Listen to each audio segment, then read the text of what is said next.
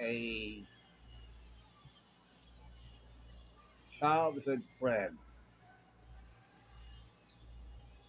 left a comment to one that I gave, which had something to do with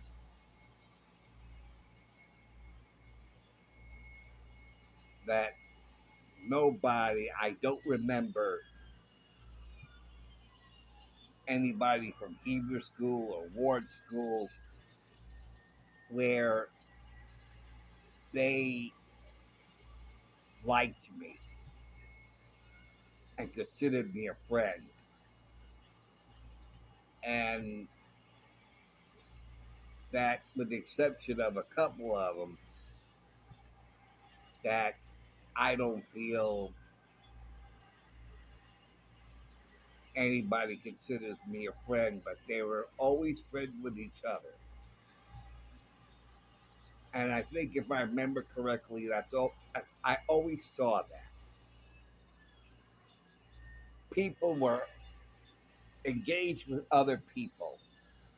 Friendships existed with everybody else.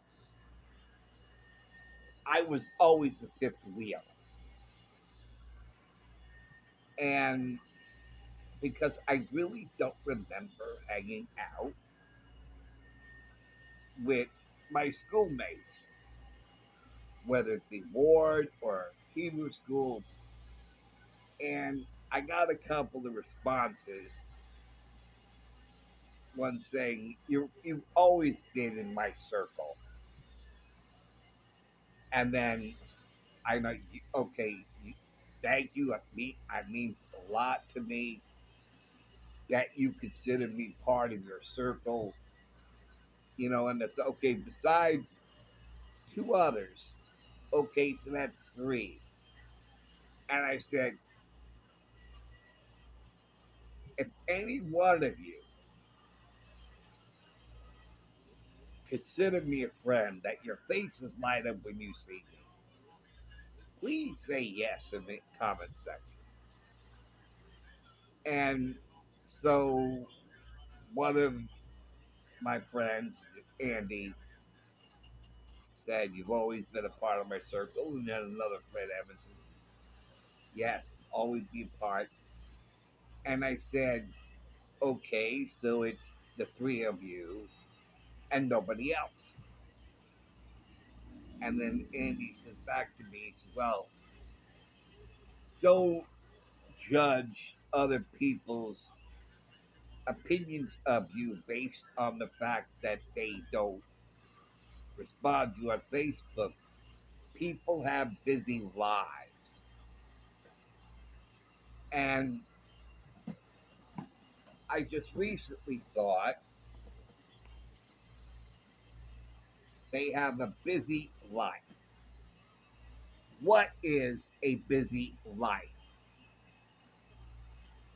Does a busy life mean that that's an excuse not to talk to somebody? And I used to work. If the argument was, well, they have a busy life because they work. Okay, I used to work. I worked for my dad. I worked at the bank. I worked at the supermarket. I worked, but there was lots of time for other people. But they never had time for me. One best friend always had time for me. You know,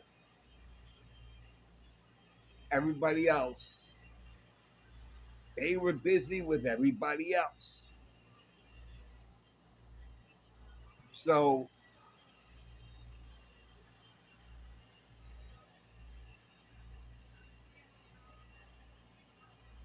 what makes a busy life? And that's the question that I am asking. Does a busy life mean that you work and you have 30,000 friends and you're fitting all your time in so you can say spend time with your thousands of friends that you have or hundreds of thousands of friends. I remember my sister. She had a party at the house. The place was mobbed. I didn't know she had that many friends. I said, damn, my sister's a social butterfly. How is it that she has all these friends? 20, 30, 40 friends.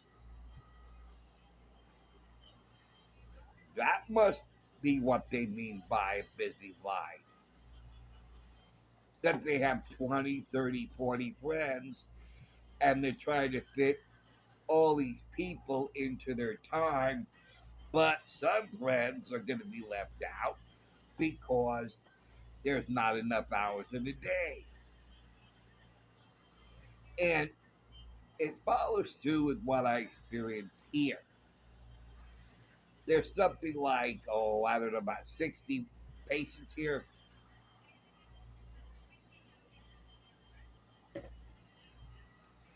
And the staff members I want to talk to,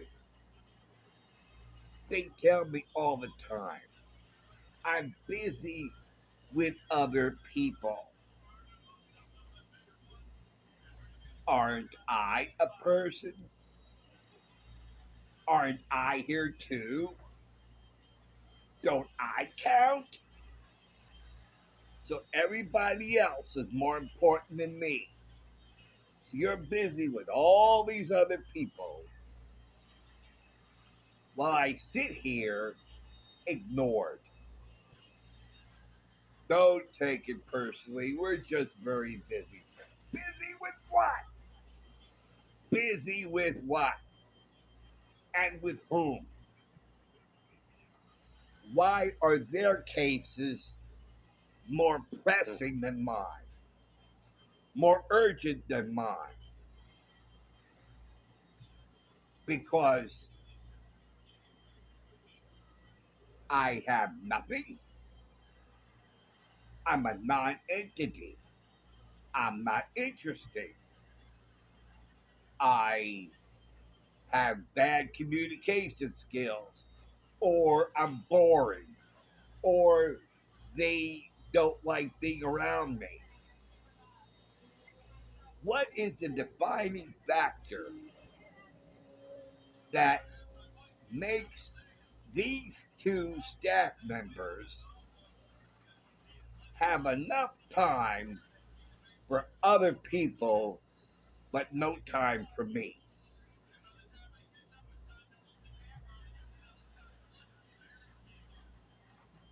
And it has to rotate because I can't imagine they're spending the same amount of time with the same people. And okay, yes, the administrator has to deal with corporate, and he has to deal with this and he has to deal with that. I get that. But what of the social worker? She's busy taking care of this. She's busy taking care of him. She's busy taking care of her. Not me. Not me. I'm not included. I'm not important enough. There's something about them that makes their situations that takes the attention away from me. Am I jealous? Well, it's it's part of rejection, you know. And some may say, you're reading too much into it, you know, uh, and I guess I can understand that. But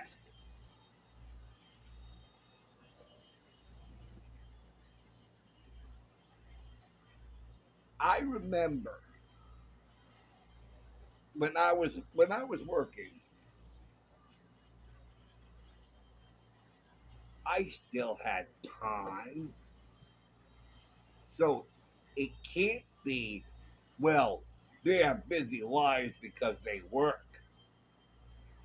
Okay, well, I used to work and I worked at a job. I clocked out, my day was over, and I had free time. But apparently, all these other people, they clock out at the end of the day. But no, they don't have any free time. They're always busy. They have a busy life. And that's what I keep hearing. They have busy lives. So they have busy lives with other people.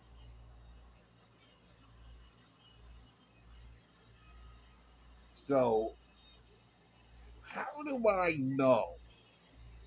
How do I really truly know that they still consider me a friend? They never once said happy birthday to me. And Facebook always notifies my friends it's somebody's birthday, wish them happy birthday. I get some happy birthdays, but I don't get happy birthdays from people I always hoped I would. I never get happy birthdays from certain people. Now, yeah, they have busy lives, but do they know when my birthday is? They must have. If they knew me when I was a kid and I had birthday parties, they must have not. My bar mitzvah buddy. When do I ever hear from him? And his birthday is right before mine. I heard from him once in like, I don't know, 4 or 5 years. Okay, yeah, once is better than never at all. And another friend I talked to once, and we never spoke again. And this was after years of not communicating. And I've been on Facebook a long time, you know. So, how do I know any of my Facebook friends are really friends?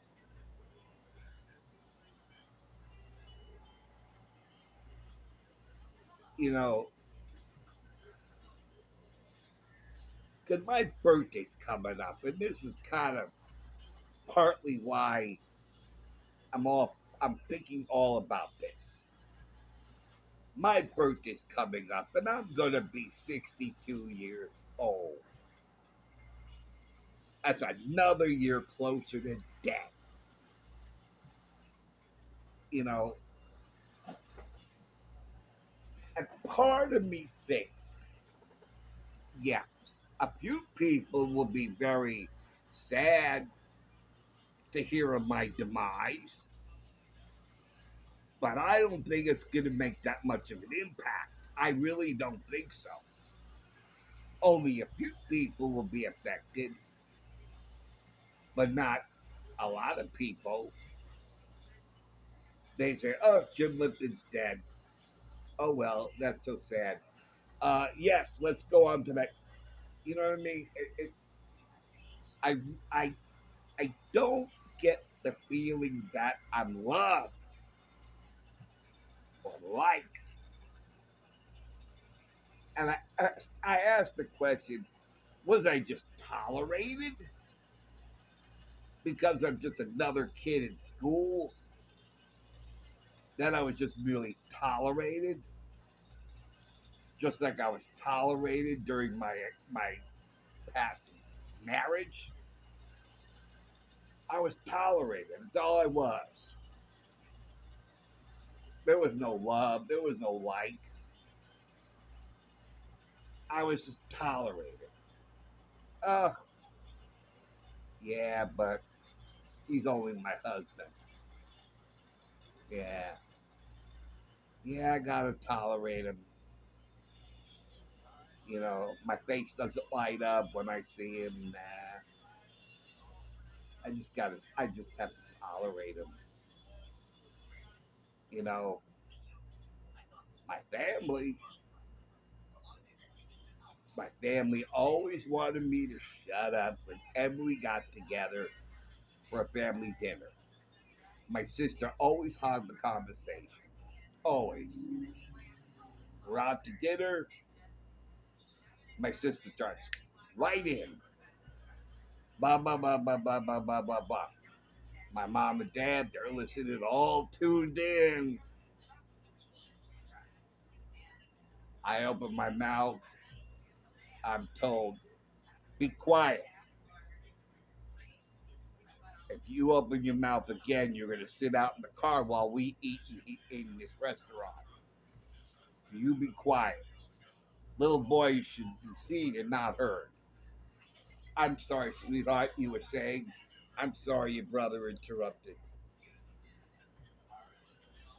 I was only asking to pass the bread.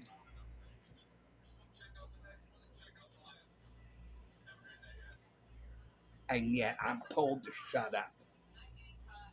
Always told to shut up. Because, you know, I'm just tolerated. Charity case.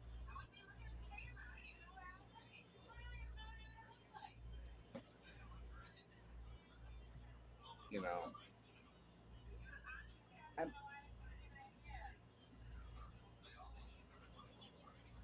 and so,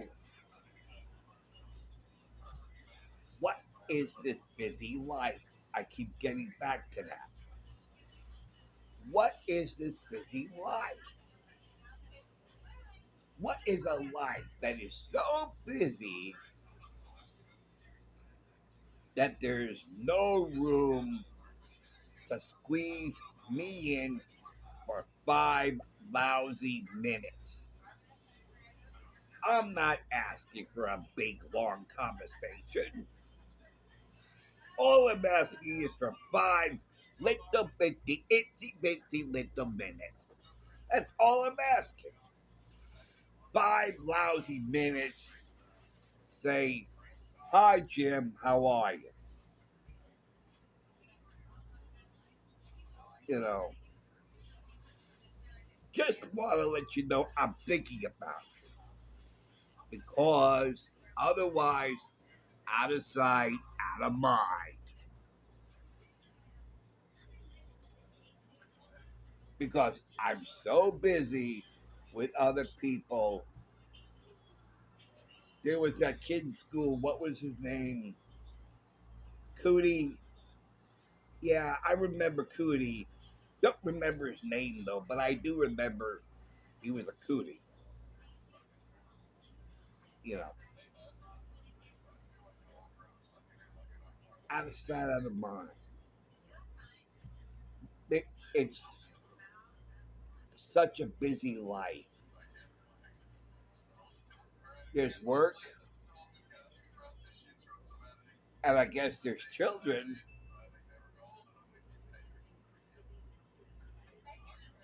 So children means no time for friends. No, I'm sorry, my friend. I can't. I don't have any time with you because I have to do this. I'm sorry, my friend. I don't have time. I'm sorry, my friend. I don't have time. I don't have time. I don't have time. That must be it. That must be it. That being parents is what gives you a busy life. No friends, just children. And I've always wanted children. Now, if that logic pertains, then if I had children, I would have a life so busy there would be absolutely 100% no time for friends. None. None whatsoever. My life is too busy.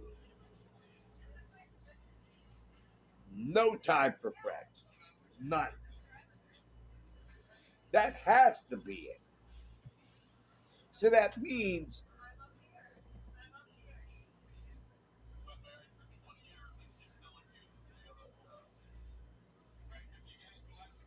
parenthood kills friendships.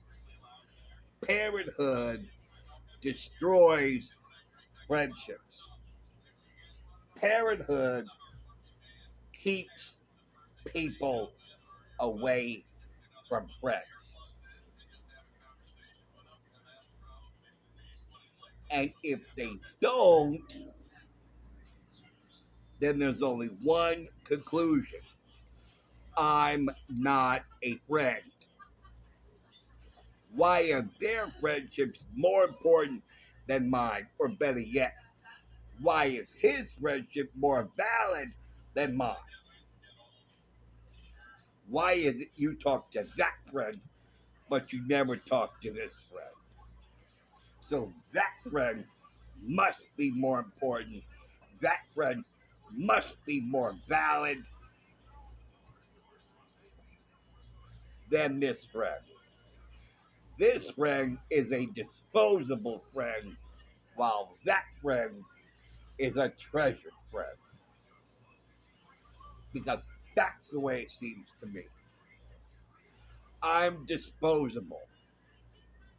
I'm a disposable friend. But those friends, oh no, no, they're not disposable. No, they're treasured friends. But this friend is a disposable friend. That's the way it seems to me. And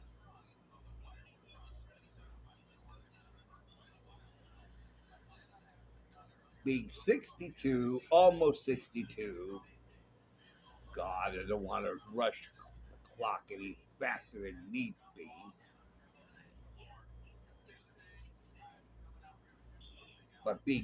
But being almost 62,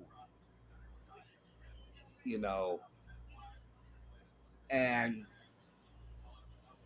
no contact from anybody. Why? Because they have busy lives. Oh, okay. That makes sense. Okay, they have busy lives.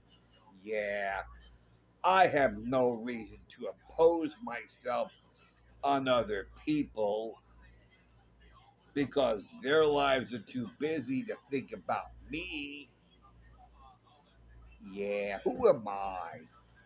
Who am I? I'm nobody.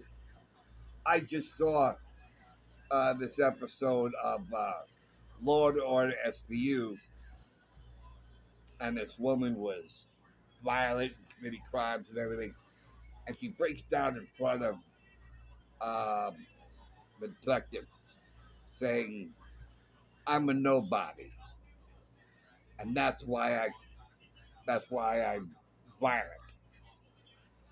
And when I heard that, I said, "Wait a minute, I'm a nobody too, but I'm not violent.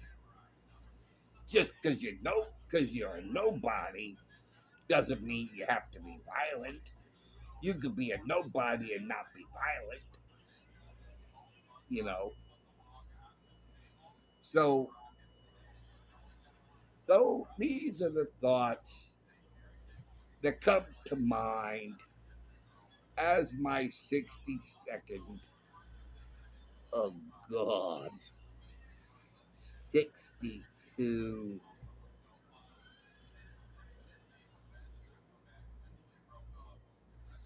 62nd year birthday approaches.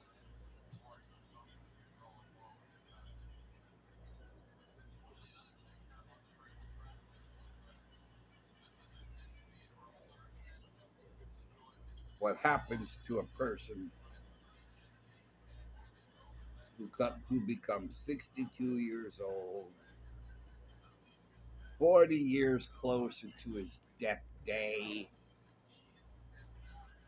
or how many years I've left? Will I be missed? And I've been watching, you know, Shabbos services. My girlfriend is Jewish. I watched the live stream of the Saturday, Friday night service.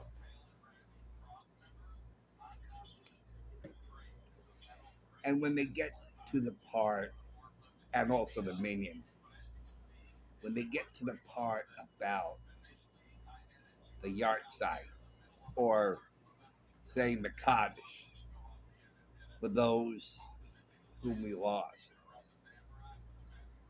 and they talk about being remembered. As long as people talk about you and remember you, you're not true. You're not really dead. You live on. And so the question comes to my mind: will people talk about me, or will it be uh, Kilroy was here, but he's not here anymore? Poor Kilroy. Who was he? I don't know. I don't even remember what he looks like. I don't even remember what he sounds like.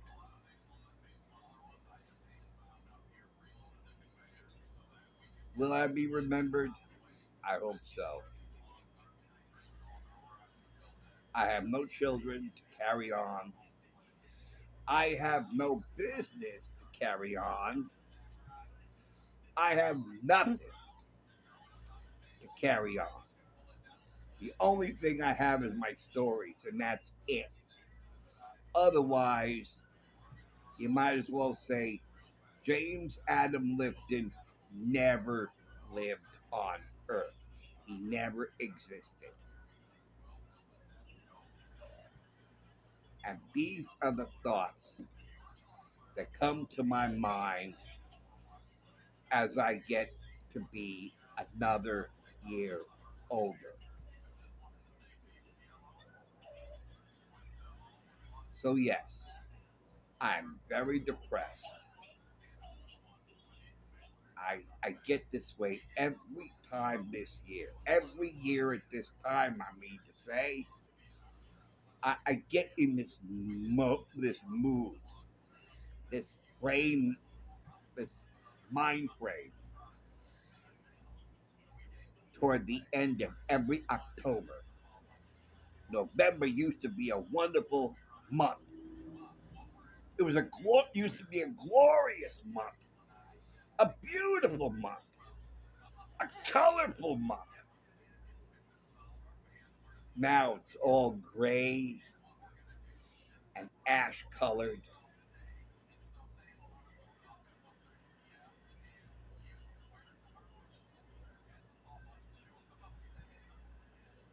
No energy, no spark. It's just another month of the calendar. Not worth a damn thing. So anyway, I just wanted to get that off my chest. So thanks for watching. Thanks for listening, and I'll see See you later. Take care, guys. See you soon.